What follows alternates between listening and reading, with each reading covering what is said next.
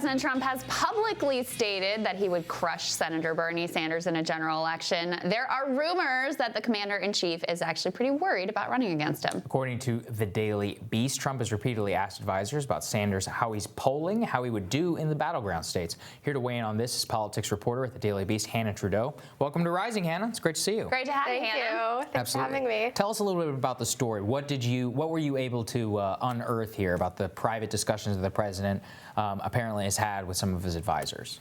Yeah, my colleague and I, Aswin Soupsang, worked on this, and we were able to uncover that Trump has privately said in several discussions to two different people that running against Bernie Sanders might not be so easy, and he has repeatedly asked about his poll numbers, and obviously we know that Trump is really obsessed with polls and how, you know, who's up, who's down, the horse race dynamics, and has shown particular curiosity with how he's doing in Pennsylvania, which is obviously a must-win for both sides. So yeah, it's been interesting to see, because he obviously is quick to mock Bernie as crazy, and mentioned him in his rally the other day, and he has a couple of times, but he's been kind of privately obsessing about how he's doing, and as he's risen, he's kind of taking on a little bit more of a. Well, I mean, one thing you can say for sure is he couldn't run the same playbook against Bernie that he ran against Hillary. Yes. Whereas he probably could run basically the same playbook against Biden as he ran against Hillary, paint him as creature of the swamp, corruption, et cetera, et cetera. There's plenty enough there for him to work with.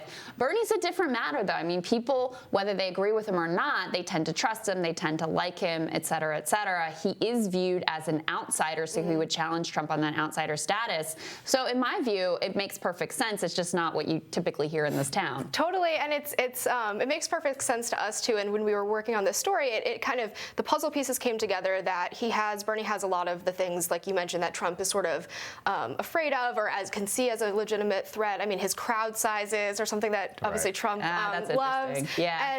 And just anybody who's surging at any given moment in the polls, specifically an outsider like him. I mean, it would be, like you said, kind of mentioned, it's different if it were Biden, because he doesn't see Biden in the same way, but he sees this like outside candidate who's threatening to like break up the status quo in the same way that he did. Obviously different approaches, but he sees that, and he's worried about that. Because they have the same systemic critique of a lot of the way Washington works, about what exactly is wrong with the system. They both like call out like elites on both sides. It actually makes quite a bit of sense. I mean, I've highlighted it here for months. Kind of what are the exact dynamics that you think might change? Have you talked to some of the people involved in the Trump campaign and all that, and their shifting view as to how they would prosecute a case against Bernie? Because I know that, I think Swin also reported in the Daily Beast months ago that Trump had said, well, socialism is going to be a lot harder to beat to his advisors than you people might think. Yes, I think one of the things that we see changing is they're ramping up the public criticism of him. So I think that's kind of a tipping off the hand of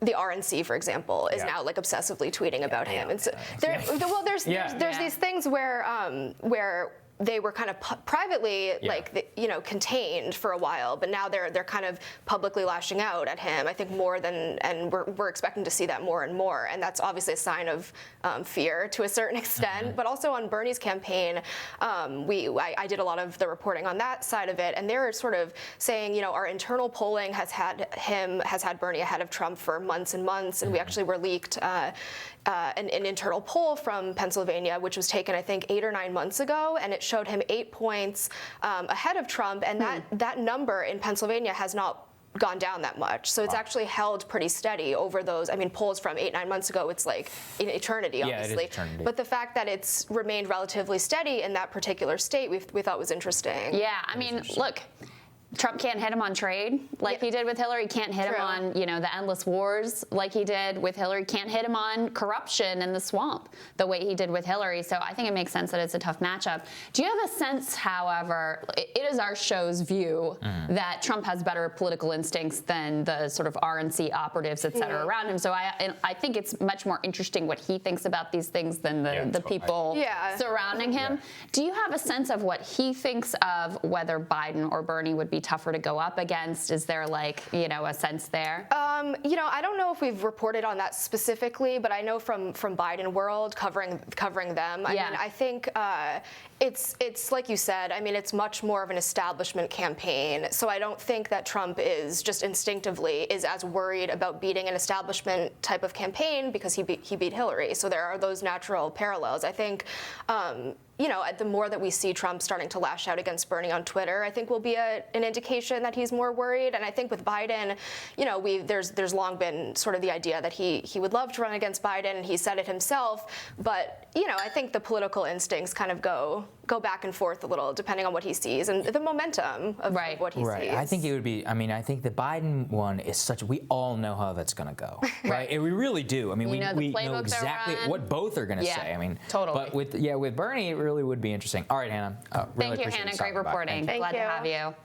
Coming up, we are digging into the latest in the feud between Bernie Sanders and Elizabeth Warren, plus the Vermont Senator reports record-breaking fundraising. And later, Dave Chappelle is throwing his support behind the Yang Gang, Team Rising. That's next.